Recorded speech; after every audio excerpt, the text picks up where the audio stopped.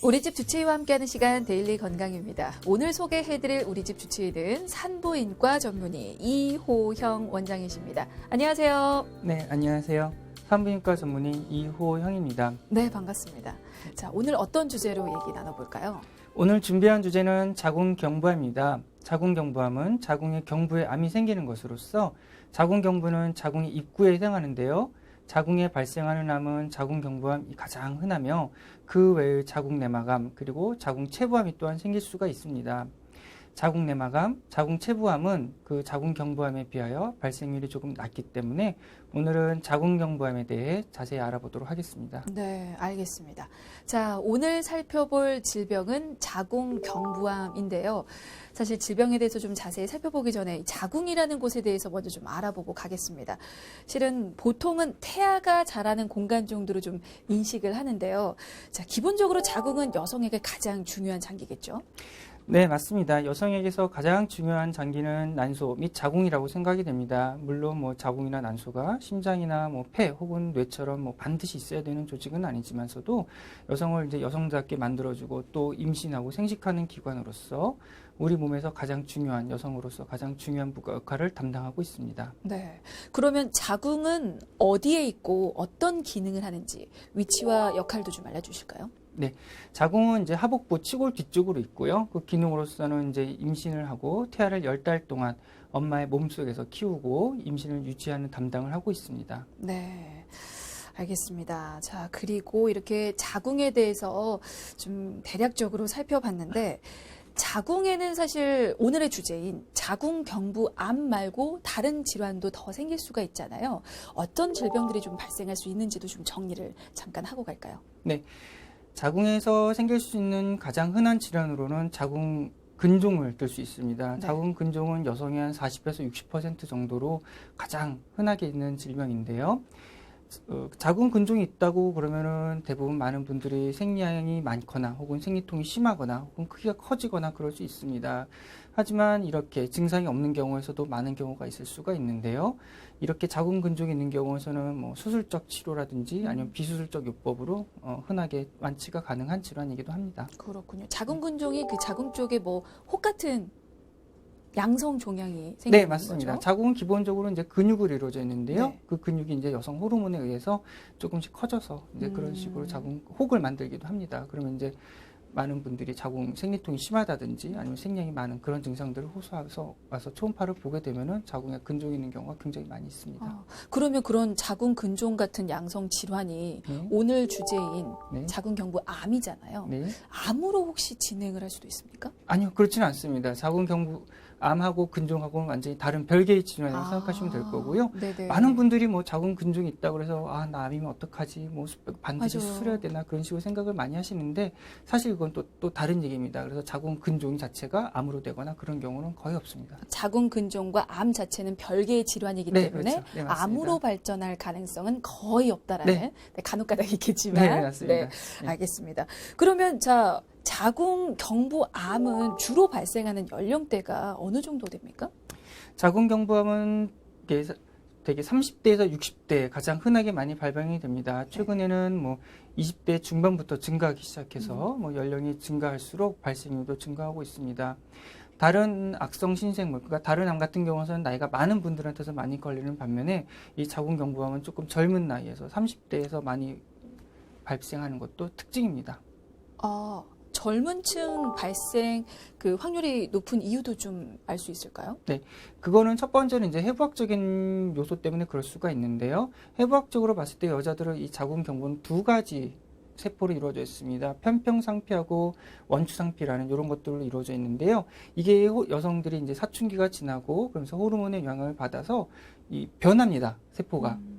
편평상피가 원추세포로 됐다가 다시 원추세포가 나이 들면서 편평상피로 되는 네. 그런 과정에 있어서 그런 과정이 한 가지가 또 있을 수가 있고요. 네네. 그 과정에 있어서 이 HPV라는 인유두종 바이러스라는 감염이 있게 되면은 암이 생길 수가 있습니다. 그러면 원인이 바이러스 감염이라고 보면 될까요? 원인은 어떤 것들이 좀 있습니까? 네, 자궁경부암 위험 요인으로 잘 알려진 것은 인유두종 바이러스 감염으로 알려져 있습니다. 이것은 성 접촉으로 전파가 되면서 성 경험 있는 여성이 한 40% 정도에서 감염돼 있을 정도로 굉장히 흔하고 있습니다.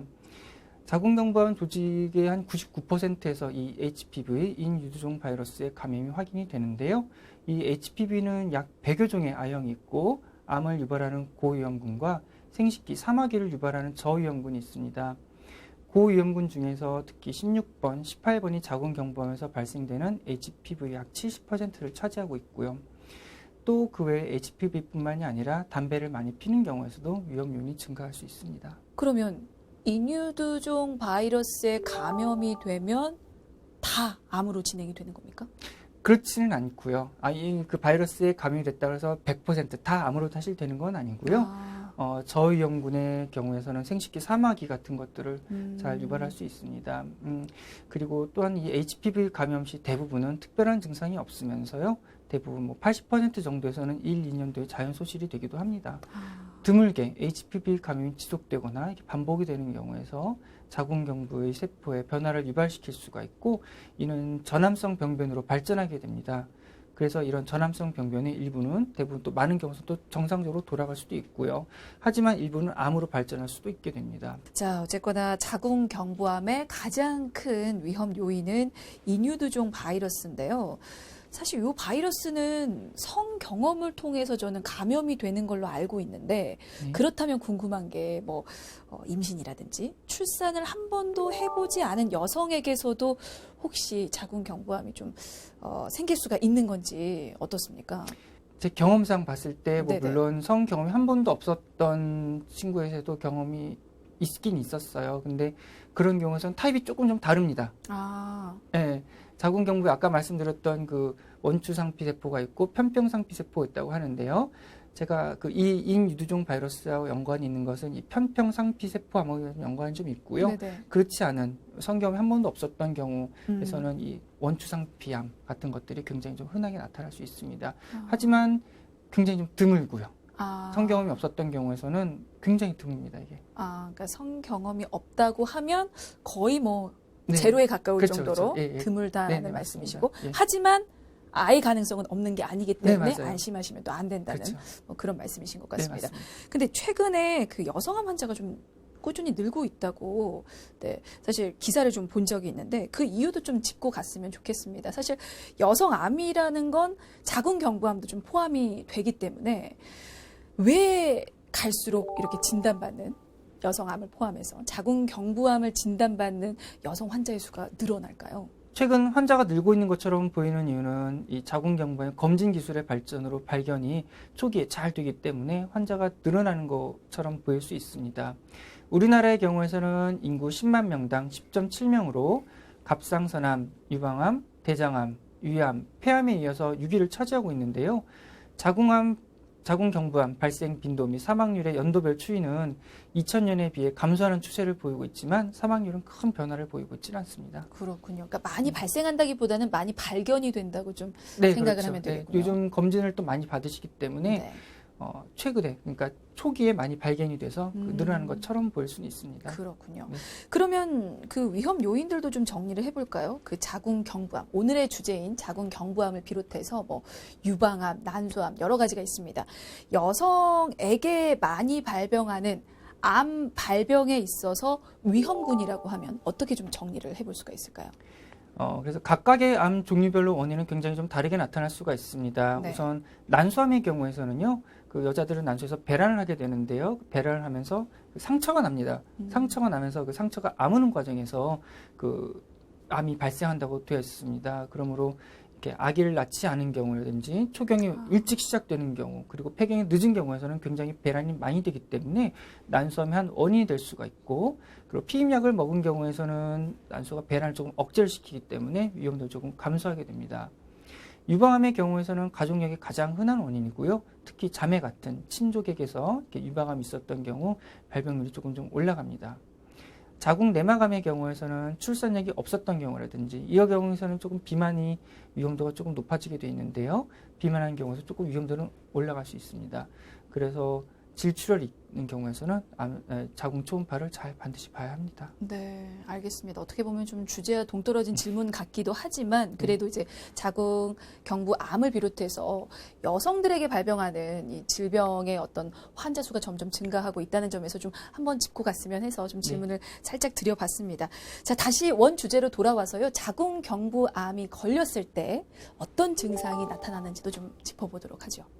자궁경부암 환자분들이 오시는 것 중에 제일 큰 원인은 증상은 뭐냐면은 그래도 분비물을 제일 많이 호소하십니다. 그래서 출혈이 있다든지 아니면은 뭐 선교 후에 이렇게 출혈이 있어요 하고 오시는 분들이 굉장히 많이 있습니다. 그래서 제가 이렇게 진찰해 봤을 때 자궁경부 쪽이 헐어 있고 그래서 암 검사를 한번 해봅시다. 그래서 한번 한 경우에서 자궁경부암으로 나오는 경우가 제법 많이 있습니다.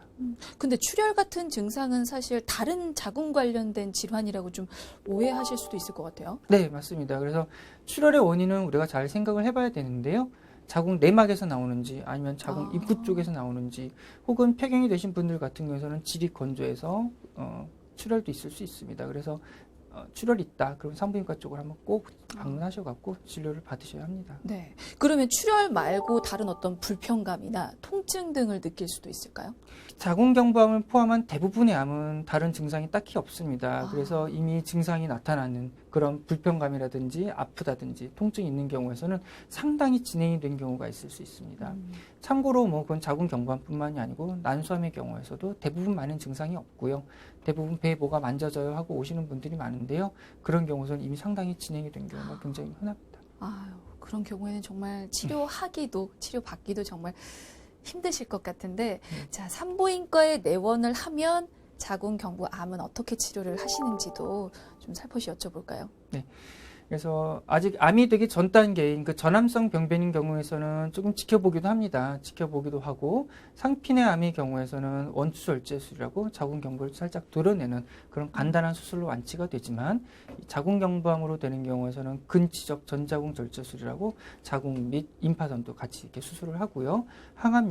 항암요법이나 방사선요법 반드시 받으셔야 합니다. 아, 그렇군요. 그 자궁 경부만 도려내는 지금 명의 원추 절제술이라고 하셨죠. 네. 이제 원추 절제술을 받은 경우에는 사실 자궁은 살아 있잖아요. 네. 그러면 임신은 가능할까요? 네, 향후 임신에 영향을 미치거나 그러진 않는데요. 네. 이론적으로 봤을 때 자궁 경부가 조금 좀 짧아져 있을 수는 있습니다. 그렇기 때문에 나중에 임신이 진행됨에 따라서 조산을 유발할 수도 있으므로 임신 후에 지속적으로 관리를 좀 받으셔야 되고요. 네. 그리고 나중에 제 경험상에서는 자궁 경부 원추 절제술을 했더라도 다시 그 도려낸 부분이 이렇게 다시 살이 자라는 경우가 많기 때문에 일단 좀 지켜볼 수는 있습니다. 네. 하지만 그래도 본인이 임신하신 경우에서는 저 원추 절제술 받았어요 하고서는 꼭 말씀을 해주시는 편이 좋을 것 같습니다. 아, 알겠습니다. 근데 이제 원추 절제술이 아닌 네. 자궁을 적출하는 경우도 있잖아요. 네. 그렇죠? 그럴 경우에는 혹시 폐경이 좀 앞당겨질 수도 있을까요? 자궁을 적출한다고 그래서 폐경이 되거나 그러지는 않는 거고요. 폐경은 오히려 난소를 절제한 경우를 이야기합니다. 그래서 방사선 요법을 받거나 혹은 항암 요법을 받은 경우에서는 난소의 기능이 많이 좀 떨어질 수 있기 때문에 그런 경우에는 폐경이 올 수는 있습니다. 네. 네. 그러니까 어쨌거나 그래도 자궁을 적출하는 건 가장 마지막 방법이겠죠. 네, 그렇죠. 특히 자궁경부암 같은 경우에는 2기, 3기 이상에서는 사실 수술은 잘 안 하고요. 아, 그래요? 네, 오히려 항암 요법, 방사선 요법을 많이 합니다. 아, 네. 그렇군요. 그러면 이게 수술이나 치료 후 관리는 어떻게 하는 수술 겁니까? 후 혹은 치료 후에 이제 항암 및 방사선 치료를 받으시고요. 네. 그리고 나서 이제 지속적으로 암 검사를 받으셔야 하고 MRI 등으로 추적 검사를 시행하셔야 합니다. 근데 자궁 경부암의 아까 가장 큰 요인이 이뮤드종 바이러스라고 하셨잖아요. 네.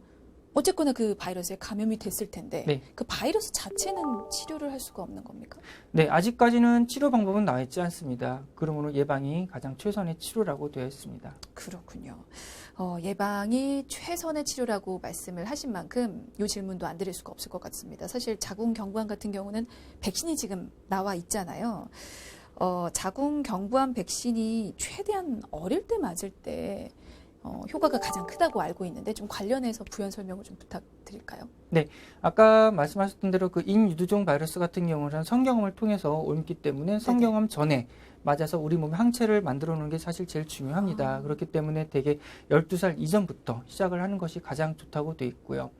그렇다고 나이가 들었다고 해서 맞으면 안 되는 것은 아닙니다. 그렇지만 비용 대비 효과면으로 봤을 때 조금이라도 어릴 때 그리고 성관계를 아직 하지 않았을 때 맞는 것이 좋을 것 같습니다.